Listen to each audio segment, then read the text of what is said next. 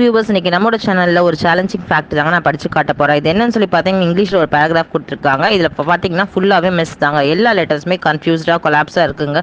First லெட்டரும் last letter மட்டும் தான் கரெக்டா இருக்கு. சரி, நான் இப்போ அதை படிக்கிறேன் பாருங்க.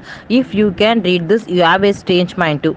I couldn't believe that I could actually understand what I was reading. The phenomenal power of the human mind. According to the research at Cambridge University, it doesn't matter in what order the letters in a word are.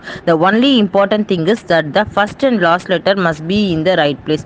The rest can be a total miss and you can still read it without a problem. This is because the human brain does not read every letter by itself but the word as a whole. Amazing. Oh, yeah, and I always thought spelling was important. If you can read this, share it. அதாவது இதை நீங்கள் உங்களால் படிக்க முடிஞ்சுன்னா படித்து comment செக்ஷனில் red dot போடுங்க. நான் அந்த கமெண்ட்டை பின் பண்ணுறேன். தேங்க்யூ.